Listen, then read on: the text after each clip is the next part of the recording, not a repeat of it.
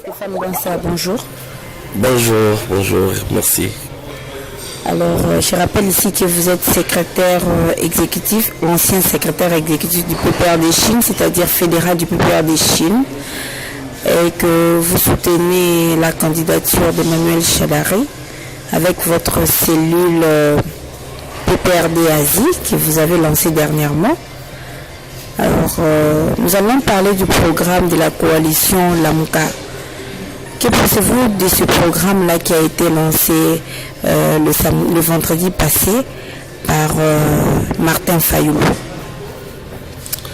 Une fois de plus, merci beaucoup pour avoir songé à moi. À mon avis, pour la première fois, je pense que nos amis ont évoqué 10 mesures politiques pour redresser le pays.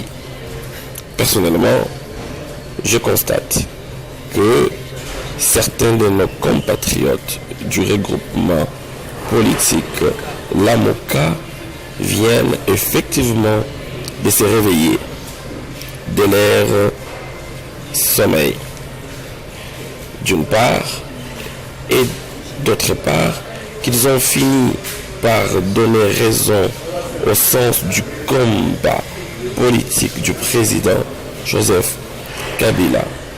C'est là pour plusieurs raisons. Il s'agit du souci partagé par les candidats de ces regroupements de créer des infrastructures puissantes à notre armée nationale. Alors que c'est un travail fait minutieusement et sans complaisance par le président de la République et repris d'une manière spécifique dans le programme du candidat numéro 13 qui est Emmanuel Ramazani Shadari. Je me réjouis aujourd'hui que nos amis nous aient compris, mais il est de notre devoir donner au peuple congolais certaines explications non données par notre confrère, faute peut-être d'information ou d'expérience de la gestion de l'État. Alors, quelles sont ces explications dont vous parlez? Lorsqu'il parle du déménagement du camp Kokolo, la création de forces armées spéciales d'intervention militaire d'élite qui doit s'installer à Béni, déjà nous informons au peuple congolais que la République, à travers la coopération militaire, envoie en formation chaque année nos soldats à l'étranger pour être formés.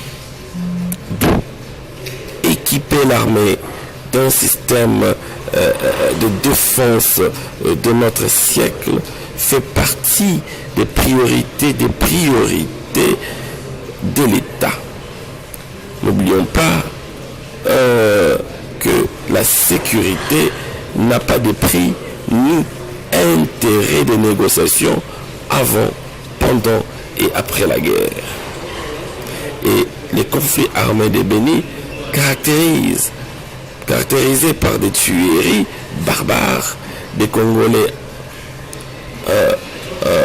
entrent dans la logique des guerres non conventionnelles, alors que nos forces spéciales sont formées pour faire face à une guerre classique.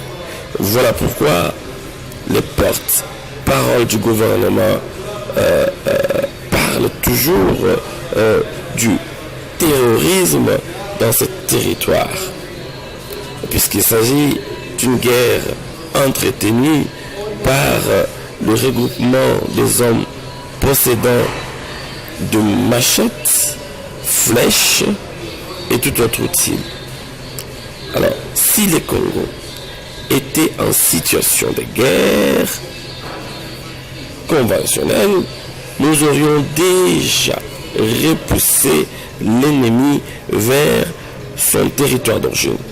Donc, le projet de sécurité présenté par notre ami prouve combien il est en retard. Et je suis convaincu qu'il ne rattrapera plus les trains qui avaient quitté la gare depuis.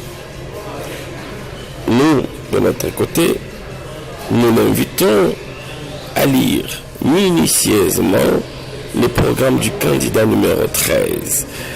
Peut-être qu'il comprendra le sens sacré de la continuité de l'État et de ses services. Alors la coalition Lamuka parle de 126 milliards de dollars pour 5 ans de son mandat, alors que du côté du FCC, il est question de 85 milliards. Vous pensez que c'est faisable de faire 126 milliards? C'est louable, mais de mon côté, je pense que ce n'est pas question de faisabilité ou pas.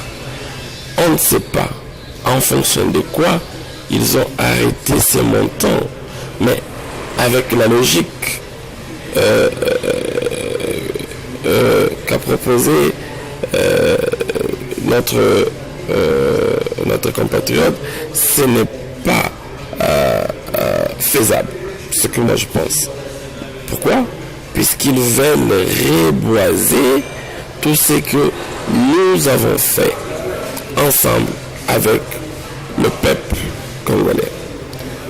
Partir en transition, c'est leur idéologie, revoir tous les contrats que la République a signés et ramener le partenaire qu'on ne connaît pas jusqu'à présent, je ne sais pas si vous le connaissez, pour commencer par les études de faisabilité. Donc déjà, c'est difficile.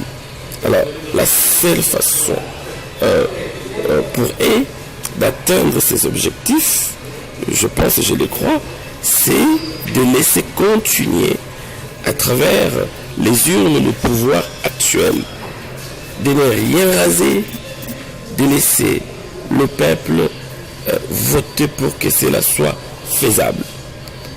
Mais avec la logique qu'ils ont, je ne vois pas sincèrement comment ils peuvent y arriver.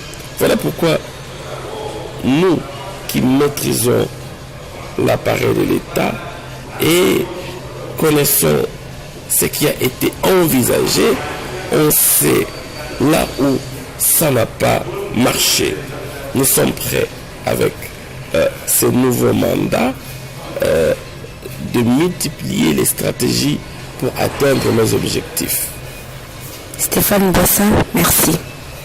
C'est à moi de vous remercier, madame, pour ce porte-à-porte que vous m'accordez à travers votre presse Matin Info. Merci beaucoup.